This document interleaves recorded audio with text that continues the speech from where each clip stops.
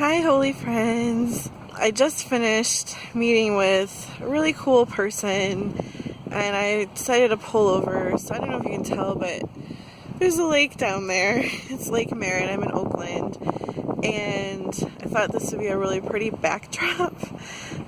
This was not really premeditated to do this today. I don't have my tripod with me, so I'm holding my camera and the wind is sort of blowing from behind me from where the water is, so just bear with me. But I just kind of wanted to tell you a little bit more about what I've been thinking about, where I'm at.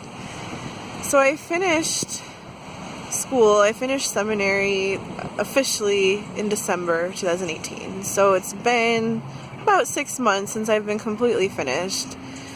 I did walk for graduation last June, so a year ago, because I only had one class left, and then something happened with it for over the summer and I had to take it in the fall instead. So long story short, I am done. And I knew that while I was in seminary, like the whole reason of going is because I want to be in ministry in whatever capacity that looks like. I'm not sure. I have been applying, like kind of looking at associate pastor roles, jobs that are posted. I haven't landed an interview yet. And I feel okay about that because I'm also trying to be really sensitive to the Holy Spirit. And one of the reasons I chose Fuller is because I wasn't sure which denomination to align with, which denomination that already exists that I thought, yes, I can identify that's the people I want to go and stand and be with. So I took seminary just to kind of like have some extended discernment time. And that's been good. I've learned a lot. I've seen a lot. I've been taking the last year and just trying to figure out like who like is there a church denomination that already exists that I'd feel really good and confident about joining, or isn't there? So what I've been doing is meeting with everyone and anyone who will meet with me, who's already doing ministry. And ministry can look from anything from like doing a traditional pastor type role to doing something else, something unique. Many people who go into ministry nowadays, it ends up looking something like you work a full-time job, like a traditional job, or you're working a couple different part-time or different things that you put together, and you're a pastor, you're doing shepherding and ministering on the weekends and in the evenings or as needed. There's nothing wrong with that, and I think that is like where we're at now in the context of North America. There are fewer people who go to church now than ever, and people who are millennials and younger come from, and even the Gen X generation come from families who they didn't grow up going to church, and so we're removed even a generation or two or three from what church looks like traditionally, where there's a building and a community and everyone comes together to gather, and it's where your social hub is, or a major social hub and network. Church doesn't really work that way anymore. I mean, there are still places, of course, there are still places that it's functioning that way, but if we really are honest with ourselves and when we face the trends, the trends that have led us to where we are now, it's undeniable that we have not only changed, but we have great opportunities to try to figure out how to reach generations now who don't have a church background. So when we do liturgy, which I love, I don't I always want to hold on to liturgy, being from a Catholic and Lutheran background. High church is something that I inherited, that I think someone that I know says we still live off the memory of it, what it was, what it meant, what it is, how it speaks to us. And so being someone who loves and appreciates liturgy and that it is very meaningful, it has a lot of depth for me, it might, even though that's true, it might not speak, or there's too much Christianese, there's too much meaning that's packed into the words and phrases that people nowadays, the general public, they're just not going to know, they're not going to catch on to it, they're not going to appreciate it because maybe the meaning has been lost, not just on them, but maybe it means something to people nowadays that doesn't sound like good news. And I really want to be someone who recognizes that and wrestles with it, just so that I can understand where people are coming from. And I want to be able to join and reach people who have either been turned off from the church or hurt from it, or just didn't feel like it was a place where they could grow or belong to. And when I say place, I also don't mean, we tend to think of the church as a place, as a building, but when we say church, we really ought to be meaning the people. So like the people who are gathered, that is the church. The people are the church. And so we've had traditionally buildings, right? And we've had property. So what do we do with those buildings and properties? In Cleveland, we lived around the corner from a church that had been converted into apartment housing, which is an idea. I've heard of churches that have been turned into breweries, which is another cool idea. But if we have church buildings and we have the land, but we're not utilizing them anymore, what could we do? And I think there are endless and infinite possibilities. So where I'm at now is just trying to figure out, what can I bring to the table? And when I say what can I bring to the table, I mean I want to partner with other people who are unique individuals and have their own backgrounds, their own understandings, and try to come together and build something together. So that's kind of why I'm meeting with everyone and anyone who will meet with me. I just want to find out what their journeys have been and what they're up to. How are they expressing their faith? How are they creatively pursuing God and truth? And what are Jesus and the Holy Spirit speaking to them? And then I'm hoping and trusting that, as for many other people, something will emerge for me. I do believe that I am called to be a shepherd and a pastor of sorts. And really where my heart is just to be with people to help identify, what is God doing? How is God moving in and through us and around us? What are our needs, and how can we meet them? How can they be met?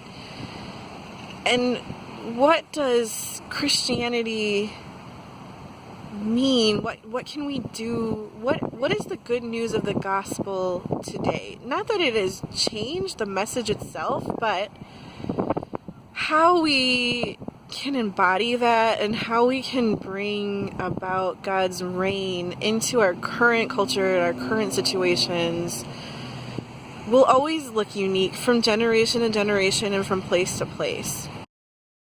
So that's kind of what I'm doing. So if you know anyone who's doing something cool with church and ministry, and they're in or around the Bay Area, or if they're willing to even have like a Skype meeting with me, or on Blue Jeans, or however, like we have so much technology now, I can have a phone conversation. Let me know, because right now I'm in the stage of gathering stories, just hearing as much as I can and going to observe as many unique communities of faith who are embodying and living out the gospel and being Jesus's hands and feet and love in the world. And so that's kind of what I'm up to. I have so many ideas. So when we were in Cleveland, I got really into young people. Like I love youth. And the neighborhood where our church was situated had a lot of teenagers that really just didn't have anything to do. And so I thought, instead of just having our church building, sit here closed and dark on Fridays, what if we open it up and invite young people in for games and storytelling and just having a good time with food and snacks, pizza, just a safe place for community to be built. So we did that for a while. And then here in Berkeley, since I've been in school and so involved in that, my husband, I really encouraged Adam to get involved in things that he wanted to, because I was always busy studying.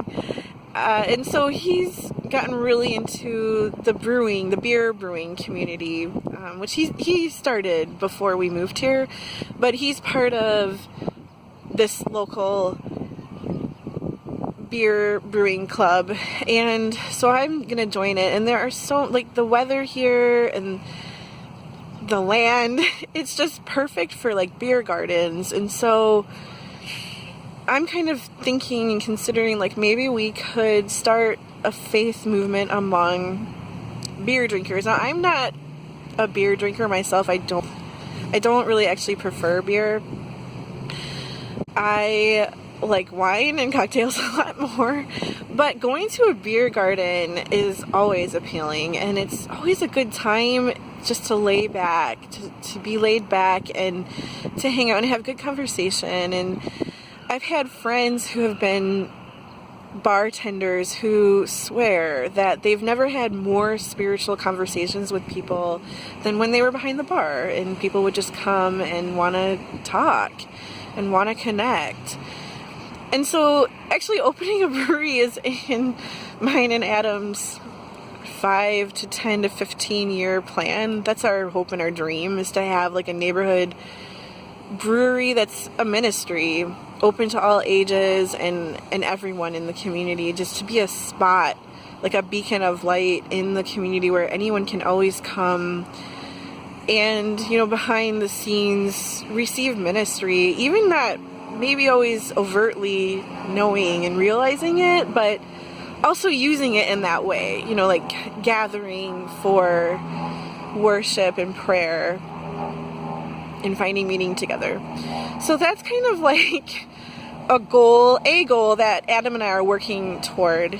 And he jokes because since he brews in our apartment, he figured out how to, on Google Maps, rename our apartment or our address as Dr. Bradley's Brewing Company, so you can actually look it up.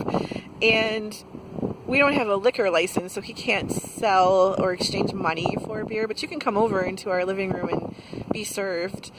And so we have a small church gathering on Sunday mornings most weeks, and we joke that we're already doing it in a brewery in a tap room.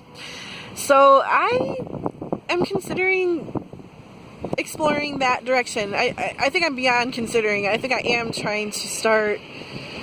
starting to take steps into what that might be like, and if there would be an interest or potential gathering around beer and beer gardens.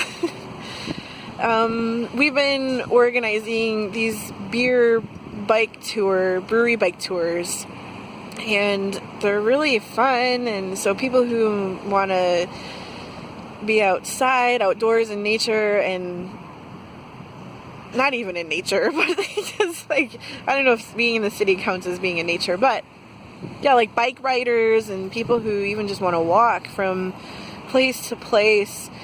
Maybe there's something there. I mean, I think Jesus is everywhere. I think the Holy Spirit is always wherever we can be. So yeah, that's kind of what I'm praying about right now. And I want to remember, it's hard to remember that even if it means for right now that I do find a traditional job, and I don't even mean like in ministry, I mean like if I go back to doing admin work for a company, it doesn't mean that I haven't tried. It doesn't mean that I stopped trying. It means that I keep ministering to people as I meet and work with them and live among people, my neighbors and our friends, and the pieces of the parts of community where we are connecting. And it means that I'm always going to be seeking God and trying to be sensitive and open to the Holy Spirit's guiding and leading and encouragement. So if you want to be part of that, or if you want to help me out, or if you want to share your ideas, I would love to hear from you.